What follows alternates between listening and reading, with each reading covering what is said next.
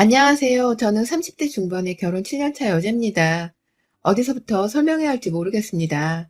시모가 겪은 크고 작은 일들이 열 손가락을 훌쩍 넘다 못해 너무 빈번하게 일어나 지금 이 순간 기억나는 일들이 한두 가지가 아니거든요. 어쩌다 일이 미움과 구박을 받고 사는 며느리가 된 건지 알 수 없지만 내가 그럴 취급을 받고 살 여자는 아니라는 생각 하나로 저 스스로를 위로해보면서 사연을 적어보도록 하겠습니다. 저는 소위 말해 부잣집 딸이라고 불렸습니다. 고등학교 때까진 주변이 다 저희 집 같이 유복한 환경에서 자라는 친구들밖에 없었기 때문에 제가 특별한 줄을 잘 몰랐었는데요. 대학에 들어와 보고 나니 제가 쇼핑 갈 시간에 알바를 하러 가고 제가 대학 입학 선물로 차를 선물 받았을 때 친구들은 교통카드를 충전하고 또 취미생활로 가족들이랑 동반 골프 모임을 자주 가졌었는데 그런 저를 보면서 입덕 벌어지게 신기하다며 쳐다보던 친구들이 많은 걸 보며 조금씩 알아갔어요. 내가 남들보다 잘난 건 절대 아니고 돈이 좀 많은 사람이란 걸요. 저희 아버지는 가구업체를 운영하고 계시고 어머님은 직접 국내 전시회도 여러 번 하셨고 미국과 일본에서 해외 전시도 여러 해보셨던 화가십니다.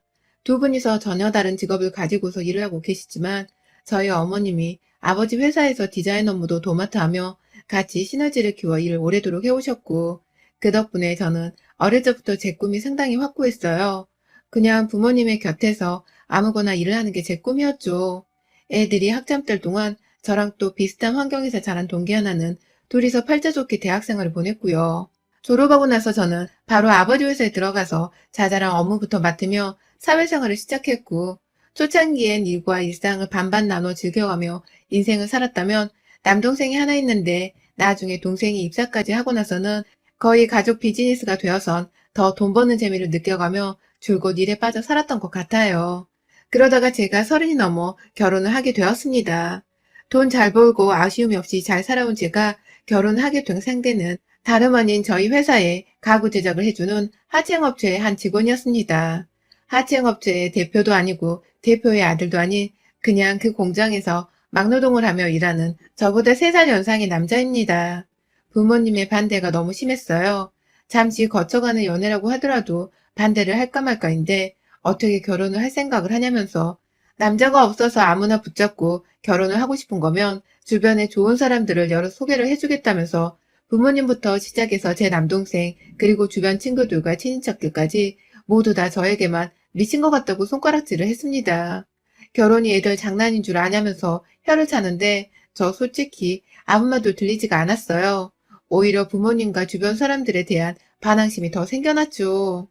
서로 사랑하시며 일도 이뤘고 가정도 이룬 부모님만큼은 제가 좋아한다고 말하는 사람을 무조건 환영해 주실 줄 알았는데 조건부터 따지고 드시는 모습에 제가 철이 없게도 그래도 나 결혼해 라면서 무작정 이 남자의 부모님께로 혼자 결혼한다고 인사부터 드리러 갔었답니다.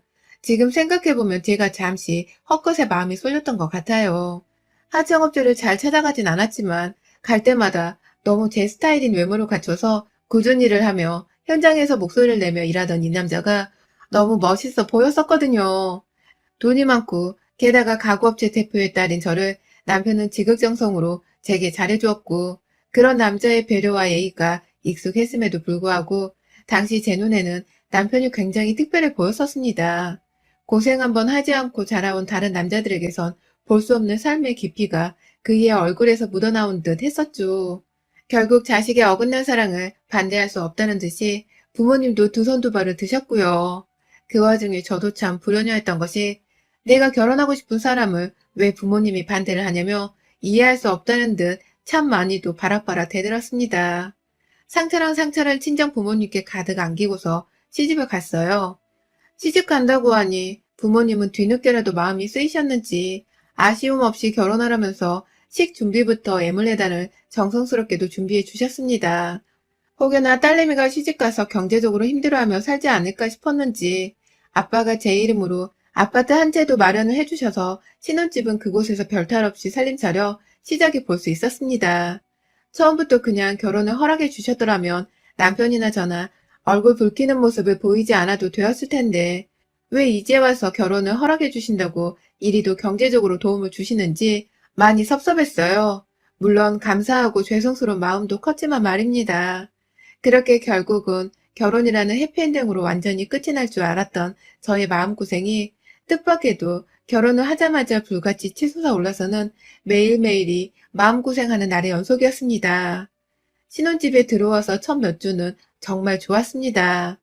남들이 즐기는 신혼을 저희도 즐겨보며 딱히 마음 힘들고 싫다고 할 것도 없이 지냈어요.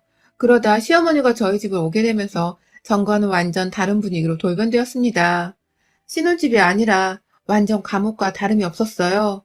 저희 부모님이 마련해주신 제 명의였기 때문에 저는 뭐 이것저것 다 편했습니다.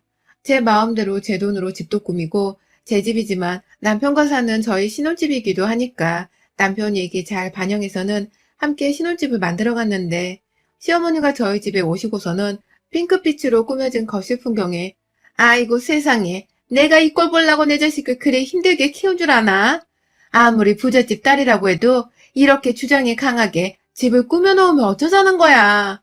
며느라, 너 정말 내 아들은 하나도 생각을 하지 않는구나. 라고 하시더라고요. 너무 여성적으로 꾸며놓은 집이 아니냐면서 자기 아들의 취향은 전혀 고려를 하지 않은 거냐면서 이기적인 며느리를 보듯이 제게 너무한다고 투정을 부리는데 저도 정말 난감했습니다. 제 집이고 저희 신혼집이고 남편과 함께 얘기를 나누면서 충분히 재미를 느끼며 꾸며놓은 집이었는데 시어머니가 간섭을 하기에 조금 주제 넘은 일이라 생각했어요. 그래서 순간적으로 대답을 못하고 저희가 같이 꾸며놓은 집인데 어머님은 마음에 안 드세요? 라면서 말을 했는데 그게 저의 천추의 실수였죠. 완전한 말실수였더라고요. 시어머니는 그날 집으로 돌아가서는 형님께 제가 자기 집안일에 대해서 아무것도 간섭하지 말라고 이러쿵저러쿵 말하지 말라 했다는 식으로 분해 죽겠다며 욕을 하셨고 그 바람에 형님께서 저한테 연락이 와서는 감히 며느리가 돈 많은 집 딸이라며 우리 엄마를 무시하냐고 또 발악을 했습니다. 전 태어나서 누가 저한테 그렇게 소리를 지르는 걸 처음 당해봤어요. 하다못해 친구들이랑 다투는 일이 있더라도 그런 식으로 돈을 가지고서 누군가를 모욕한 적도 없고 돈을 가지고서 모욕을 당했다며 제게 화를 내는 사람도 단 한 명이 없었는데 이놈의 시댁은 무슨 일인지 시어머니나 형님이나 둘이서 누가 먼저라 할 것 없이 자꾸만 부잣집 딸이라고 강조를 하면서 돈으로 무시를 하냐는 식의 불만을 꺼내놓았습니다. 제 속이 타들어갈 수밖에 없는 말이었습니다. 의도하지 않은 말로 시댁 식구와의 사이가 처음부터 틀어져 버려 정신적인 스트레스가 상당했습니다. 혹여나 인테리어를 바꿔놓으면 어머님이 자신의 말을 귀울여 들었다 생각하고 조화를 하지 않으실까 싶어서 어머님의 말씀대로 핑크색 액자랑 담요 같은 거 싹 다 빼놓고 좀 더 중성적으로 굳이 돈도 보태지를 않던 남편에게 인테리어 취향이 뭐냐고 물어가면서 의견을 종합해 집안 분위기를 바꿔놓곤 시어머니를 다시 초대했어요. 이번엔 형님도 다 같이 집들이를 하자면서 불러냈죠. 그런데 집에 들어온 형님과 어머님은 처음부터 절 혼내기로 작정을 했다는 듯이 뼈를 통해져서 집 안으로 들어와 놓고는 혼낼 거리가 없어진 집안 꼴을 보고는 당황을 했던지 한동안 애먼 저희 집만 뚫어져라 구경을 하고 돌아다니더니 어머님은 심지어 그렇게 말씀하더군요. 넌 돈이 썩어나마 돌아서 그 사이에 또 집을 이렇게 바꿔놓는다고 돈질하라 한 거니? 넌 네가 잘난 집 딸이란 이유로 내 아들 앞에서 돈으로 생색내는 게 즐겁지? 재밌지? 사람 하나 앞에 두고 무시하느라 짜릿하지. 어디서 못된 것만 내가 배워와서는 내 아들까지 더럽히려 하네. 라며 괜히 옆에 서 있는 자기 아들이 그 사이 밥도 잘 안 차려줘서 살도 빠진 것 같다고 말을 하는데 저 정말 입술이 파르르 떨리더라고요. 그 와중에 자기 엄마 앞에서 제 편을 들어줄 생각을 안 하고 있는 남편이 서운하기도 했고 뭐라든 이미 내가 마음에 안 들 것이란 듯이 무섭도록 표독스러운 표정으로 시집살이를 시키는 듯이 혼을 내는 시어머니와 그 옆에서 팔짱을 낀 채로 저를 노려보고 있던 형님까지 모두가 다 제게는 완전한 적군이나 다름이 없었습니다. 그날 저는 시어머니가 남편을 옆에 꼭 껴두는 바람에 저 혼자 밥 차리고 마지막에 설거지를 하는 것까지 혼자서 다 했어요. 손님들 다 가면 남편이랑 같이 설거지라도 하려 했는데 어머니께서 아가, 넌 아까 밥도 많이 먹는 것 같던데 할 일 없으면 지금 설거지라도 해라. 라면서 다 같이 TV를 보고 있는데 굳이 저보고 설거지를 하라며 부엌에 들어가라 말씀을 하셔서 결국 제 손에 물도 묻혔네요.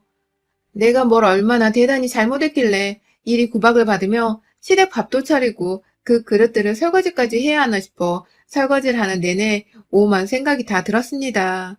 부엌에 설거지를 하면서 볼 수 있는 TV 화면 조그만 게 있어서 그걸로 드라마를 보고 있었는데 부엌에서도 소리가 난다며 따라 들어와서는 제가 TV를 보며 설거지를 하는 걸 본 시어머니는 신문물을 본 듯 흠칫 놀라면서 이내 표정 관리를 하고는 그래 너 설거지도 참 팔자 좋게 하는구나.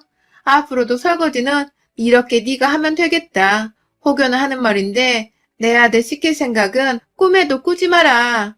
남자 손에 물 묻히는 건 우리 집안에서 절대로 용납 못한다. 라면서 굳이 그런 소리를 저한테 쏘아대기도 했습니다. 그날 후 별로 가족들이 모일 일이 없었지만 제 집을 자기 집처럼 들락거리는 시어머니가 늘 밥을 차려 먹고 나면 기다리고 있다는 듯이 저를 쳐다보시는 바람에 제가 고무장갑을 끼고서 설거지를 한다고 지켜야 할 때가 많았어요. 저도 밥 먹고 좀 후식도 챙겨 먹거나 쉬고 싶은데 시어머니는 그 꼴을 절대로 용납하지 못하셨고 여자가 집안일을 하는 모습을 봐야 남자가 밖에 나가 길을 펴고 살지. 네가 잘 모르는 것 같아서 내가 신부 수업이라도 좀 시켜주려 한다. 제대로 살림하는 게 익숙해질 때까지 내가 좀 왔다 갔다 하면서 널 살펴볼 참이다. 기분 나쁘게 쳐다봐도 기분 나쁘단 표정 함부로 짓지 말고 네가 인내해라. 라면서 본인이 급기야 저를 가르치겠다면서 저희 집에 자주 찾아올 것을 통보하셨습니다. 웬만한 공포영화 한 편을 보는 것보다 소름 끼치게 무서운 말이었죠. 이런 식으로 시어머니는 저희 집에 저 살림하는 거 알려주겠다는 명목으로 자꾸만 들락날락 거렸고 일부러 제가 돈 많은 집 딸이라는 것에 꿀리지 않으려고 작정이라도 하는 듯이 제가 뭘 잘못하기만 하면 넌 돈 많다는 집에서 자라놓고도 할 줄 아는 것이 내 딸내미보다 없더라. 혹시 부모님이 졸부 뭐 그런 걸로 부자 된 거니? 알고 보니 천성은 우리보다 못 살았던 거 아니야? 라며 친정까지 욕을 보이실 때가 있었고요. 부잣집 딸내미라고 해서 내 아들을 함부로 니네 집 하인부리듯 마냥 못살게 굴고 시켜먹을 생각 하지 마라. 네 서방은 너한테 하늘과 다름없는 존재인 걸 늘 명심하고 살고 일한다고 바쁜 척 그만하고 집에 오면 제깍제깍 밥도 잘 차려놓고 아침에 출근하는 사람 힘들지 않게 아침도 든든히 먹이고 라면서 제가 가족들과 회사 경영도 돕고 여러 가지 업무에 참여를 한다고 머리를 쓰거나 일이 바쁘면 더 바빴지 절대로 남편보다 덜 바쁜 사람이 아니었음에도 불구하고 바쁜 척을 하지 말라더군요. 남편이 하늘이라는 개소리를 하면서 내 부모님이 사주신 집에서 내 돈 들여 산 식기구로 밥을 처먹으면서도 그저 지 아들 목구멍에 들어갈 밥을 차려주라는 걸 잊지 말라는 소리를 하는데 그놈의 밥 타령과 설거지 타령 그리고 부잣집 딸 타령에 헛구역질이 나올 정도였습니다. 남편한테 화가 나서 이혼하자는 소리도 정말 몇 번이고 했어요. 내가 이 꼴 보려고 우리 부모님 마음에 상처 주면서 너랑 결혼한 거 아닌데 왜 당신 엄마가 나한테 그런 소리를 할 때마다 너는 입을 꾹 다물고 있는 거야? 어머님이 맞는 소리를 하기라도 했단 거야? 라면서 진짜 당장 헤어지자고 짐도 싸봤고 소리를 지르거나 답답하다고 울분을 토해내는 건 다반사였습니다. 하지만 그럴 때마다 남편은 자기 엄마가 아는 게 별로 없고 옛날 분이라서 돈 없이 산 세월이 많은데 돈 많은 며느리가 나타나니 혹여나 내가 길을 못 펴고 사실까봐 혼자 먼저 선수를 치듯이 시집살이를 시키려 하는 것 같다면서 이해를 해달라는 말만 반복했어요. 미안하단 사과와 함께 자기 엄마의 아들을 향한 부질없는 걱정과 타고난 못난 천성 때문이라고 하는데 자기 엄마를 이런 식으로까지 모자라다 말하는 남편의 말에 저도 마냥 화만 낼 수는 없었습니다. 따지고 보면 남편한테 화를 낼 게 아니라 시어머니한테 화를 내야 하는 건데 그러지 못하고 당하고 있던 제 잘못도 분명히 있는 거라 생각했어요. 그래서 저도 조금씩 마음을 달리 먹고는 시어머니가 또 쓴소리를 하면 싫은 티도 좀 팍팍 내고 어쩔 땐 말 가려서 하라면서 화도 내고 했죠. 애초에 집에 온다고 할 때 저 회사 일로 바빠 쉬는 중입니다. 오셔도 되긴 되는데 오실 거면 어머니 식사는 남편한테 부탁을 좀 할게요. 라면서 일부러 어머님이 싫어하실 만한 말을 하면서 약을 올려보기도 했고요. 내 아들한테 밥을 만들게 한다고? 라면서 놀래 화를 내려고 하기 직전에 어머님한테 그럼 어머님이 안 오시면 되는 거고요. 저 지금 샤워하고 나와 자니까 오셔서 편하게 쉬다 가세요. 라고 하고는 전화를 끊은 적이 있었어요. 그랬더니 당일에 어머님은 오지 않았고 다음날 저희 집에 남편한테만 오겠다는 말을 하고 와서는 저 보란 듯이 일부러 약을 올리겠다고 오늘은 어제 푹 쉬었으니 안 힘들겠다. 라고 하면서 기어코 제가 부엌에 들어가 일을 하는 거 보고는 가셨습니다. 제가 반항을 하면 제 머리 위에서 저를 가지고 노는 섬뜩한 기분이 들었달까요? 그러다 결국 저도 더 이상 참지 못하겠는 수모를 겪어버리고야 말았어요. 전날 제가 야근을 하고 집에 들어왔더니 어머님이 부엌에서 밥을 차리고 있다 나와서는 너는 여자애가 무슨 일을 하면 얼마나 한다고? 글쎄 야근이니. 야근을 할 거면 네 남편 밥은 차려주고 해야 할 거 아냐. 라고 화를 내는 거예요. 아니 야근을 하는데 남편 밥을 차려줄 시간이 어딨어요? 집에 오기도 바빠 죽겠는데. 라면서 저도 모르게 속이 터져서는 답답하다며 시어머니께 화를 내버렸고 그 앞에서 지 엄마가 차려주는 밥을 또 기다린다고 앉아있던 남편에게는 내가 이런 취급을 당하는 것도 한두 번이야. 나 진짜 꼭지 돌게 하지 마. 일 끝나고 와서 내가 왜 이런 욕을 먹어야 해? 내가 애야? 당신도 애야? 밥 한 끼 정도 혼자 못해 먹어서 내가 이딴 소리를 듣게 만들어야겠어? 라며 짜증나 죽겠다며 아주 거친 숨소리를 몰아내시면서 안방문을 쾅 닫고 들어봤어요. 속은 여전히 벌렁거리는데 밖에서 시어머니는 저 들으라고 일부러 더 큰 소리로 버르장머리 없는 년이라며 한참을 공시렁거리며 기가 찬다는 말을 하다가 네 마누라한테 마저 차리라고 해라. 안 차리기만 해. 가만 안 둬. 라고 말을 하고는 집을 나갔어요. 그날 저는 끝내 안방문을 열어주지도 않고 남편을 밖에서 재웠고요. 출근하면서 보니까 남편이 저한테 미안하다면서 아침밥을 차려놨는데 어머님은 어떻게 좀 해봐 제발. 이란 말을 남기고는 밥도 안 먹고 출근했어요. 그리고 퇴근했더니만 집안은 쑥대밭이 되어 있었습니다. 시모의 아나무인한 짓거리와 말에 남편이 저한테 스스로 죄책감과 미안함을 느꼈을 테고 그래서였는지 자기 혼자 앞치마를 메고서는 부엌에서 막 요리를 했나 보더라고요. 그냥 조촐하게라도 냉장고 안에 있는 반찬을 꺼내놓고서 고기만 구워놓았었죠. 요리 냄새가 나길래 혹 시어머니가 왔나 싶어 인상을 찡그린 채로 집에 들어갔더니만 요리는 남편이 하고 있고 그런데 집안꼴은 개판이고 그리고는 귀엽고 시어머니가 거실 한켠 소파에 앉아 계시더군요. 본능적으로 직감했습니다. 요리하는 남편의 꼴에 열불이 나서 시어머니가 제 집안 안에 있는 물건들을 던져버리느라 집안꼴이 아주 개판이었단걸요. 그 중에 제가 사놓은 미술작품도 있었고 제가 집안에서 키우는 화분들도 상당했는데 죄다 시어머니의 발길질에 걸려 넘어졌는지 여기저기 흙 떨어져 있고 바닥에 떨어져 있고 난리였어요. 남편은 그 와중에 쭈뼛거리고 서 있는데 그 꼴이 너무 답답해서 저도 모르게 핸드폰을 들고서 집안을 촬영했습니다. 그러자 시어머니가 너 지금 나 찍는 거야? 왜? 니네 부모한테 보여주기라도 하게? 라고 하면서 제 손에서 핸드폰을 낚아채려 하길래 제가 황급히 그걸 제 가방 안에 넣어서는 가방을 제 몸에 걸었고요. 그러자 시모는 제 손을 끌고 부엌으로 들어가더니 남편을 비켜 세우곤 제 손은 막 흐르는 찬물을 닦는 겁니다. 빨리 손 씻고 나가 살림 차리라고 네가 앞치마 매라는 소리와 함께 말이죠. 순간 뭐 이런 정신병자가 다 있나 싶더군요. 제 손을 붙들고서 싱크대 안에 집어넣어 손을 닦는 시모를 반항 없이 그냥 지켜봤습니다. 손이 얼어가는 듯 했는데 그냥 지켜봤어요. 제가 완전 힘 빼고서 자기한테 몸을 맡기자 시모도 당황했는지 제 손을 억지로 닦는 지랄을 떨더니만 어느새 저를 쳐다보다 말았다 하며 눈치를 보더라고요. 그리곤 제가 시모의 귀에다 대고 말했죠. 내가 당신이 나한테 저지른 짓들을 다 당신의 아들한테 되갚아줄까 하는데 어때요? 라고 말해줘. 순간 손을 뻑뻑 닦아대다 말고 물을 꺼버린 시모는 너 지금 뭐라 했냐? 라면서 헛웃음을 지으며 저를 똑바로 쳐다봤고 그런 시모에게 저도 똑바로 맞대응을 했습니다. 내가 당신 아들 평생 이 바닥에 발도 못 붙이게 해주겠다고요. 부잣집 딸년이 무시하는 거냐고 그랬었잖아요. 제가 부잣집 딸년이 화가 나서 돈 가지고 작정하고 무시하면 무슨 일이 일어나는지 제대로 보여줄게요. 당신 노후에 길바닥에서 썩어 잠들 거야. 라는 말과 함께 당장에 뒤에 있던 남편에게 내 집에서 나가라는 소리를 질렀습니다. 손이 얼어붙었지만 단축키를 꾹 눌러 경찰에 신고해 무단 침입자를 고했고 당장에 아빠한테 전화를 걸어서는 자초지종 설명도 안 하고 울었어요. 나 죽겠다고 나 이러다 정신병 걸릴 것 같다면서 엉엉 우니까 시모가 도망 나가 버리자마자 아빠가 금세 저희 집에 도착을 하셨고 오도 가도 못하고 서 있던 남편은 그 자리에서 저희 아빠 손에 이끌려 붙잡혀 있다가 집에 도착한 경찰의 손에 함께 연행되었어요. 집안 꼴이 하도 난장판이라고 했잖아요. 경찰이나 아빠는 이게 다 남편이 집안에서 가정폭력을 휘두르다가 난장판이 된 줄 알고서는 남편을 현장에서 잡아 서로 데려간 겁니다.